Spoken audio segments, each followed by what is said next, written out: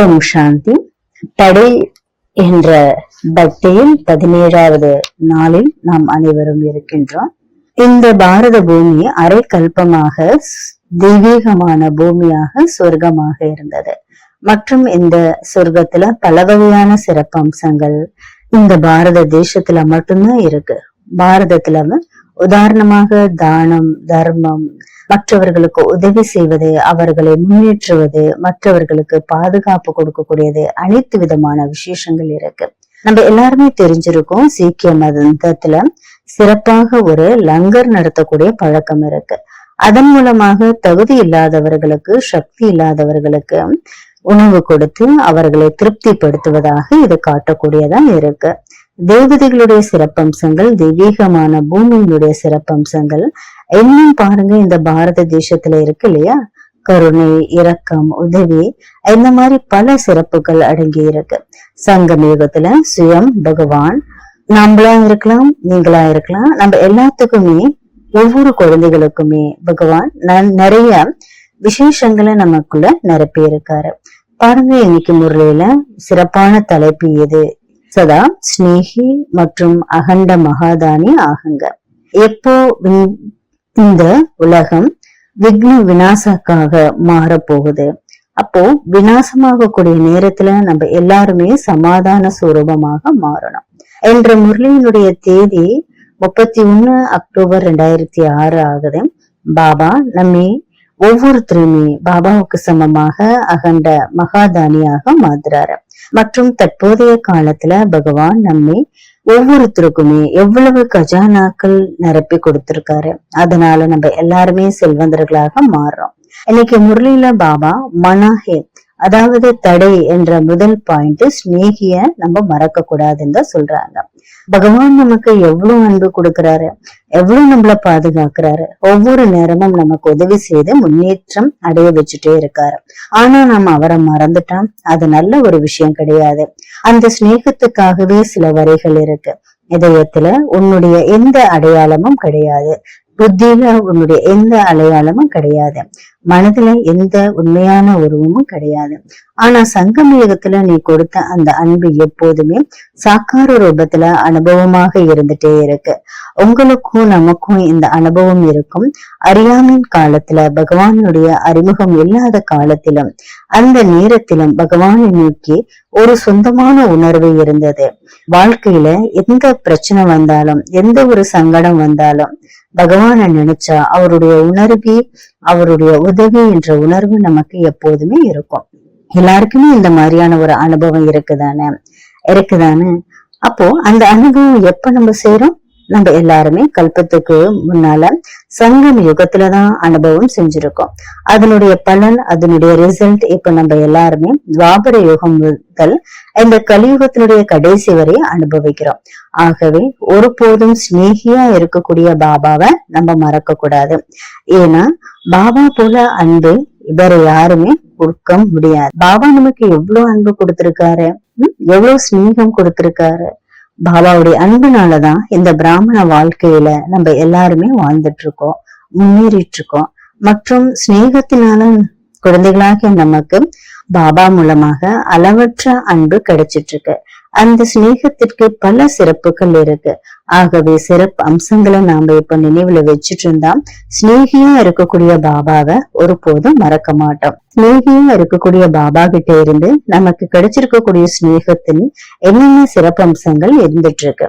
உதாரணமா பாபா இன்றைய முரளியில நமக்கு சொல்லியிருக்காரு, ஈஸ்வரிய ஸ்நேகம். பிராமண வாழ்க்கையினுடைய பவுண்டேஷனே ஸ்நேகம் மற்றும் எந்த ஒரு கஷ்டமும் இல்லாமல் இருப்பதுதான்.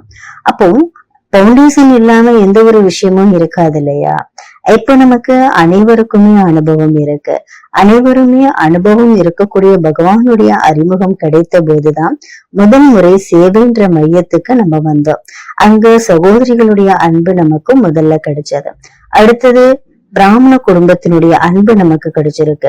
அந்த அன்புதான் நம்ம ஒவ்வொருத்தரையுமே ஈர்த்தது, பகவானுடைய குழந்தையாக நம்மள மாத்தினது. பிராமண வாழ்க்கையில முன்னேற்றுவதற்கு ஊக்கம், உற்சாகத்தை நமக்கு கொடுத்தது. பகவானுடைய ஞானம் ஒரு சூரியன் என சொன்னா பகவானுடைய ஸ்நேகம் அந்த சூரியனுடைய ஒளியா இருக்கு. அந்த சூரியனுடைய கதிர்கள் அந்த சூரியனிலிருந்து ஒளியை நீக்கினா சூரியனுக்கு தனியா எதுவுமே இருக்காது. அதே போலதான் பிராமண வாழ்க்கையில பரமாத்மா ஸ்நேகம், ஈஸ்வரிய ஸ்நேகம் நம்மை முன்னேற உதவி செய்யக்கூடியதாக இருக்கு. பகவானுடைய ஞானத்தை சந்திரன் என எடுத்துக்கொண்டா பரமாத்மா ஸ்நேகம், ஈஸ்வரிய ஸ்நேகம் அந்த சந்திரனுடைய குளிர்ச்சியாகும். அந்த குளிர்ந்த ஒரு ஒளியா இருக்கும். பாபா சொல்றாரு, இந்த பிராமண வாழ்க்கையில ஸ்நேகம் மிகவும் அவசியம். ஸ்நேகம் இந்த பிராமண வாழ்க்கைக்கு காந்தமாகும். அந்த காந்தத்தின் மூலமாக பிராமண ஆத்மாக்கள் உலகின் பல இடங்கள்ல இருந்து ஓடோடி மதுபனுக்கு வந்து சேர்றாங்க. ஸ்தூலமாக அல்லது சூக்ஷ்மமாக இந்த ஈஸ்வரிய ஸ்நேகம் ஒரு விமானமாக மாறுது. அது நம்மை சுலபமாக அலௌகிக்கமான விமானத்தில் அமர வைத்து மதுபன்ல அல்லது உலகத்துல எந்த மூலையிலுமே நம்ம கூட்டிட்டு போகுது. ஈஸ்வரிய ஸ்நேகம் சுலபமாக அனைத்தையுமே மறக்க வைக்குது, உழைப்புல இருந்து விடுதலை ஆக்குது. ஈஸ்வரிய ஸ்நேகத்துல என்னென்ன சிறப்பம்சங்கள் இருக்கு, அனைவருமே ஒவ்வொருத்தருமே அவங்கவுங்களுடைய அனுபவத்தை சொல்லுவாங்க. ஈஸ்வரிய ஸ்நேகம் எந்த ஒரு பலனையும் எதிர்பார்க்காமல் இருக்கக்கூடிய ஸ்நேகமாகும். இது ஆன்மீகமான ஸ்நேகம், உண்மையான ஸ்நேகம், அலௌகிக்கமான ஸ்நேகம், எதையும் சார்ந்த ஸ்நேகமாகும், அமைதி தரும் ஸ்நேகமாகும் மற்றும் நம்ம ஒவ்வொருத்தரையுமே உயர்த்தக்கூடிய ஸ்நேகமாகுது. உலகத்துல இருக்கக்கூடிய ஆத்மாக்களுடைய ஸ்நேகம் கீழே இழுக்கும். இது பகவானுடைய கட்டளைப்படி நடக்கக்கூடிய ஸ்நேகம். எந்த மாதிரியான ஸ்நேகம்? ஈஸ்வரிய ஸ்நேகம். இந்த ஈஸ்வரிய ஸ்நேகத்திற்கு பல சிறப்புகள் இருக்கு. ஆகவே இந்த ஈஸ்வரிய ஸ்நேகத்தின் சிறப்பு அம்சங்களை நம்முடைய வாழ்க்கையில நம்ம ஞாபகத்துல வச்சா பகவான் கிட்ட இருந்து கிடைக்கக்கூடிய ஸ்நேகம் நம்முடைய இந்த பிராமண வாழ்க்கைக்கு எவ்வளவு முக்கியம் இத நம்ம புரிஞ்சுட்டா நம்ம ஒருபோதும் பாபாவுடைய ஸ்நேகத்தை, அன்பை மறக்க மாட்டோம். பாபா சொல்றாரு, உங்களுடைய ஸ்நேகம் மிகவும் அற்புதமானது. ஏன்னா ஸ்நேகத்தின் மூலமாக எல்லாருமே நம்ம என்ன ஆயிடுறோம், பாஸ் ஆயிடுறா. ஆனா நம்முடைய ஸ்நேகம் சதா காலத்திற்கு இருக்கா? அப்போ என்ன பதில் சொல்லுவோம்? காலத்திற்கு ஏற்ப பாபா சொல்றாரு, சதா கால ஸ்நேகம் தேவைப்படுது. இந்த விஷயத்த நம்ம ஒவ்வொருத்தருமே அண்டர்லைன் பண்ணி வைக்கணும். நம்முடைய ஸ்நேகம் சதா கால ஸ்நேகமாக மாறணும். 2வது பாயிண்ட், கஜானாவை நம்ம ஒருபோதும் மறக்க கூடாது. சமஸ்கிருதத்துல ஒரு ஸ்லோகம் இருக்கு, அது பகவானுடைய மகிமை. ஏஹோ பிரம்மா தத்தீய நமஸ்தே ந பூதோ ந பவிஷ்யத்தே. இந்த ஸ்லோகத்தினுடைய 2வது பகுதியை நம்ம பார்க்கும்போது சங்கம யுகத்துல நாம அனைவருக்குமே கிடைக்கக்கூடிய ஈஸ்வரிய கஜானா அதற்கு பொருத்தமாக இருக்கு. ஏன்னா இப்போ நமக்கு இருக்கக்கூடிய இந்த ஈஸ்வரிய கஜானா முழு கல்பத்திலும் மீண்டும் ஒருபோதும் கிடைக்காது. பகவான் கிட்ட இருந்து நமக்கு எந்த கஜானா கிடைச்சிருக்கு, ஞானம், குணம், சக்திகள், இது எல்லாமே பகவான் மூலமாக நமக்கு கிடைச்சிருக்கு. இந்த கஜானா நமக்கு நம் ஒவ்வொருவரையுமே நிறைவானதாக மாற்றக்கூடியதாக இருக்கும். எனவே இந்த கஜானாவை நம்ம ஒருபோதும் மறக்க கூடாது. இதை மறந்துட்டா பாபா சொல்றாரு, 3 விஷயங்கள் நம்முடைய வாழ்க்கையில நடக்கும். ஒண்ணு, கஜானா தரக்கூடியவரை நம்ம மறந்துடுறோம். நம்ம கஜானாவை மறந்துட்டோம்னா கஜானா தரக்கூடிய பாபாவையும் மறந்துடுறோம். 2வது, நம்ம கஜானாவை மறக்கும் போது அந்த கஜானா பொக்கிஷம் வளர்ச்சி அடையாது. இந்த பிராமண வாழ்க்கையில தினமும் நாம் கஜானாக்களை அதிகப்படுத்தணும். கஜானாவில நிறைவடையணும். ஒவ்வொரு கஜானாவிலும் மாஸ்டர் ஆகணும். ஒவ்வொரு கஜானாவிலும் அகண்டமா இருக்கணும். ஆகவே 2வது பாயிண்ட், கஜானாவை மறந்தா வளர்ச்சி கிடையாது. 3வது, கஜானாவை மறந்தா இந்த நேரத்துல நம்முடைய கடமையையும் நம்ம என்ன பண்ணிடுவோம், மறந்துடுவோம். பாபா நமக்கு சொல்றாரு, நம்முடைய கடமை உலக ஆத்மாக்களுக்கு பாபாவின் கஜானாக்களை கொடுக்கணும். தற்போதைய உலகத்துல அனைவருமே உங்களை நினைச்சிட்டு இருக்காங்க. எல்லாருமே கூப்பிடுறாங்க, ஹே எங்களுடைய இஷ்ட தேவா, இஷ்ட தேவியே, எங்களுக்கு கருணை கொடுங்க, சக்தி கொடுங்க, சந்தோஷம் கொடுங்க, உண்மையான அன்பு கொடுங்க. என்னென்ன ஆத்மாக்கள் அந்த தேவதைகளுக்கு முன்னால போய் கேக்குறாங்க. ஞானத்தை கொடுங்க, நல்ல ஒரு விவேகம் கொடுங்க, நல்ல ஒரு புத்தியை கொடுங்க. பரம பக்த ஆத்மாக்கள் உங்ககிட்ட எதிர்பார்க்கிறாங்க, நம்ம கிட்டதானே எதிர்பார்க்கிறாங்க. எங்களுக்கு சாந்தியை கொடுங்க, சக்தியை கொடுங்க, சந்தோஷத்தை கொடுங்க, உண்மையான அன்பு கொடுங்க. இல்லைன்னா இந்த ஈஸ்வரிய கஜானாவெல்லாம் எங்களை நிரப்புங்க. நம்ம கஜானாவை மறந்துட்டா நம்முடைய கடமையையும் நம்ம மறந்துடுவோம். ஆகவே இப்ப நம்ம என்ன செய்யணும்? கஜானாவை மறக்க கூடாது, எப்போதுமே நினைவுல வச்சிருக்கணும். நினைவுல வைக்கிறது மட்டும் கிடையாது, அதை பயன்படுத்தணும், அதை அதிகப்படுத்தணும். பாபா சொன்னாரு, கஜானாவை நினைவுல வச்சா 2 விஷயங்கள் தானா நடக்கும். முதல் விஷயம், நம்ம அகண்ட மகாதானி ஆகும். கஜானாவை எப்பவுமே நினைவுல வைக்கும் போது எனர்ஜில கொண்டு வந்து ஞாபகத்துல வச்சிருந்தா நம்ம அகண்ட மகாதானி ஆயிரம் தானே.